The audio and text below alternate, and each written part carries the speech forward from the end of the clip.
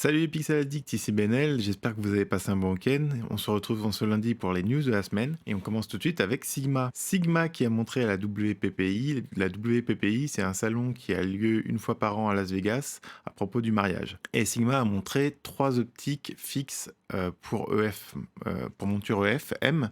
La monture EF-M, c'est la monture de Canon pour le M6, M50, M200, qui est les boîtiers APS-C de la marque sans miroir. Donc ils ont sorti un 56 mm à f1.4 qui équivaut à un 90 mm, un petit 56 mm, un 30 mm à f1.4 qui équivaut lui à un 50 mm et un petit 16 mm qui lui équivaut à un 24 mm. Trois optiques qui devraient ravir les possesseurs de M6 et M50 qui sont des optiques qui ont l'air assez légères, donc des optiques parfaites pour ces boîtiers légers. On enchaîne tout de suite derrière avec Sirui qui lance une nouvelle gamme de trépieds en carbone. Sirui lance une nouvelle gamme de trépieds, la série AM2, une série de trépieds en carbone pour le voyage avec 5 modèles et une nouvelle tête. Les trépieds font au maximum, pour le plus lourd, 1,2 kg, c'est assez peu. Siruid, bien sûr, dit qu'ils sont très stables. En même temps, je vois pas une compagnie dire que ces trépieds sont merdiques. Ils sont résistants à la corrosion et proposent de pouvoir changer les embouts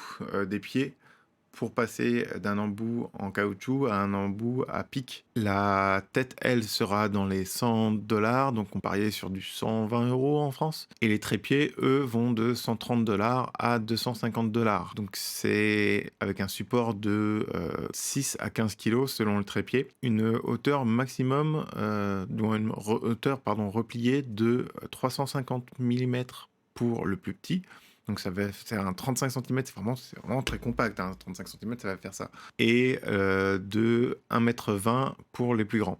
Vivo lance un nouveau concept phone qui a une petite prouesse technologique selon eux, qui est une stabilisation dite type gimbal.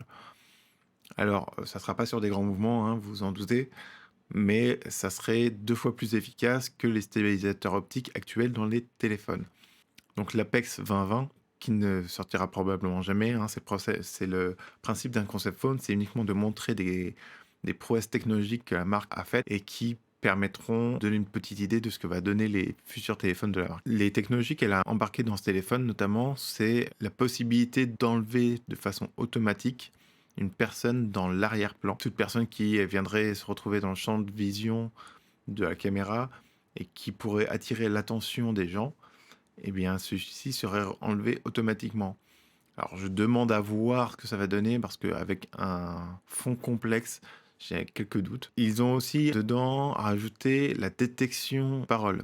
C'est-à-dire que les 3 micros qui sont intégrés vont détecter qui est la personne qui parle et faire le focus sur cette personne. Et comme l'écran de devant couvre la totalité de l'appareil, ils ont créé une technologie qui, quand la caméra en selfie est activée, ça désactive la partie de l'écran AMOLED qui permet à la caméra de voir à travers la vitre. À voir ce que ça va donner dans les prochains téléphones. Le Fujifilm X-T4 sort. Le Fujifilm X-T4 était très attendu parce que c'est le premier appareil de Fuji à inclure la stabilisation directement sur le capteur. Le X-T3 avait été très plébiscité par les photographes, c'était un très bon petit appareil APS-C. Le X-T4, lui, avec une stabilisation maintenant au niveau du capteur et qui marche avec certaines optiques, c'est 14 de leurs optiques, pour que la stabilisation du capteur et de l'objectif marchent ensemble pour compenser les mouvements. Plus il y a de points de stabilisation, plus il y a des risques de conflit entre les stabilisateurs et plus vous risquez d'avoir des effets un peu chelous de distorsion sur l'image. Les premières images que j'ai vues de vidéos du X-T4 étaient pas mal si vous ne bougiez pas beaucoup, mais dans le mouvement n'étaient pas forcément terrible. Le XT4 a aussi un nouvel AF très efficace, mais peut-être trop efficace. C'est-à-dire que si vous faites de la photo, il est très rapide. Il va d'un point A à un point B quasiment en un instant.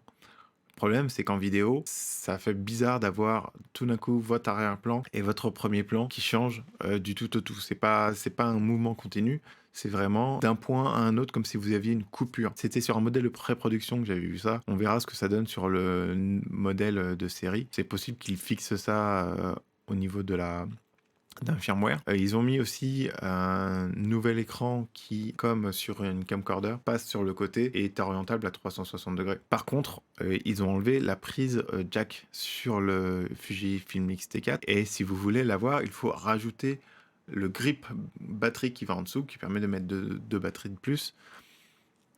C'est un peu dommage puisque l'intérêt de ces petits appareils, c'est de les garder assez compacts et non pas de rajouter un grip dessus. Il utilise aussi une nouvelle batterie, donc si vous êtes possesseur de XT3, bah dommage, va falloir racheter des batteries. C'est des batteries qui sont un peu plus grosses, qui devraient mieux tenir dans le temps. Et il y a aussi un nouveau bouton qui vous permet de passer de l'étape appareil photo à l'étape caméra, et donc avoir un menu différent selon que vous êtes en appareil photo ou que vous êtes en caméra.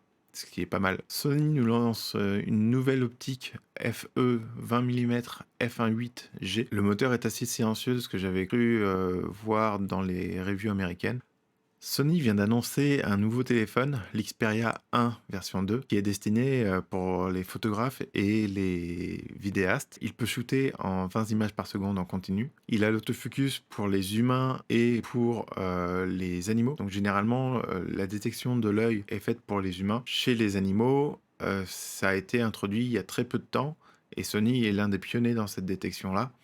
On le retrouvait notamment dans leur nouvelle caméra de broadcast, la FX9, et maintenant dans leur nouveau smartphone. Donc vous n'aurez plus de problème pour prendre en photo vos chats et vos chiens et autres animaux avec le même type d'œil. Il y a aussi un écran en 4K HDR OLED de 6,5 pouces. Ils ont laissé un jack sur leur téléphone. Quand tout le monde passe à l'USB-C et oublie le jack, et bien là Sony a dit je garde le jack. Le gamut de l'écran est dit supérieur au DCI P3. Le DCI P3 c'est le gamut qui est généralement utilisé pour le cinéma.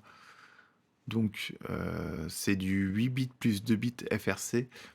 Donc c'est du faux 10 bits, mais ça vous permet d'avoir une étendue de couleurs et un dégradé de couleurs plus important. Il y a 3 optiques dessus, un 16 mm qui ouvre à f2.2 de 12 millions de pixels, un 24 mm qui ouvre à un f1.7 de 12 millions de pixels et un 70 mm qui ouvre à f2.4 de 12 millions de pixels. Vous avez remarqué qu'aucun des capteurs ne va au-delà de 12 millions de pixels.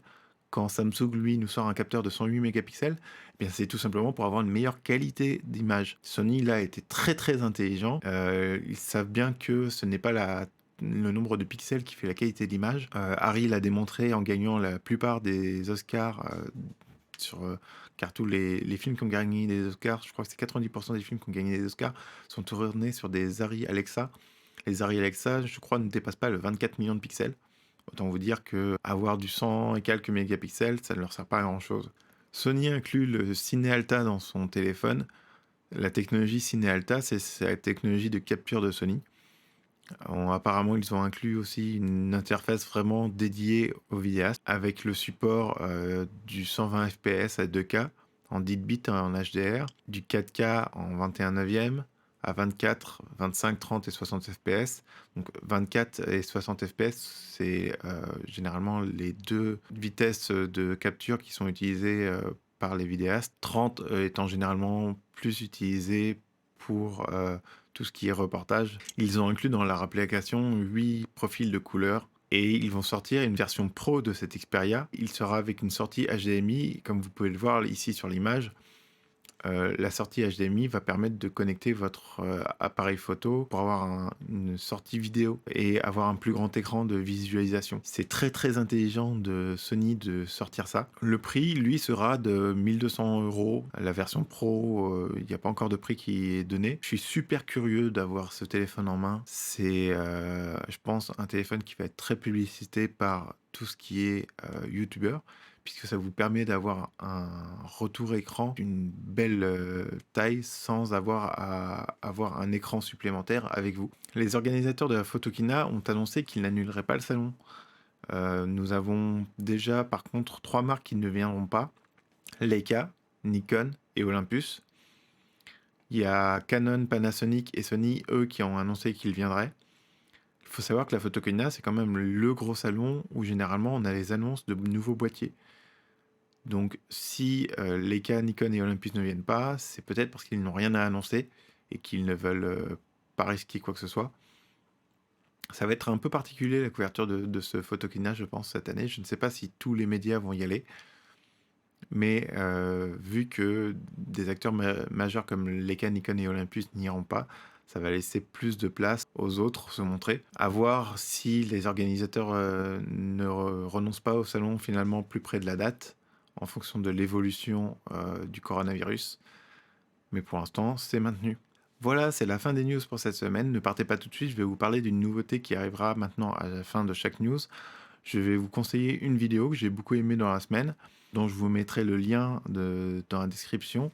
La vidéo cette semaine à l'honneur, c'est Cinecom qui nous propose 9 façons d'utiliser des cartons pour faire différentes choses. Donc vous avez comment réaliser un slider, vous avez comment faire une mise au point avec des indicateurs pour passer d'un point à l'autre, vous avez comment créer un support de micro, un capot pour vous protéger du soleil pour pouvoir voir vos écrans, une boîte à lumière, des ombres pour, par exemple, créer des impressions d'une fenêtre sur vos vidéos, un dispositif qui vous permet de donner l'impression que vous êtes en train de filmer à travers un trou de serrure, la possibilité de créer une espèce de roquette avec votre GoPro pour la lancer et avoir un point de vue d'un objet, et enfin un support de filtre pour gélatine. Voilà, c'est fini pour cette semaine. Quant à moi, je vous retrouve dans la prochaine vidéo, et d'ici là, restez créatifs. Ciao!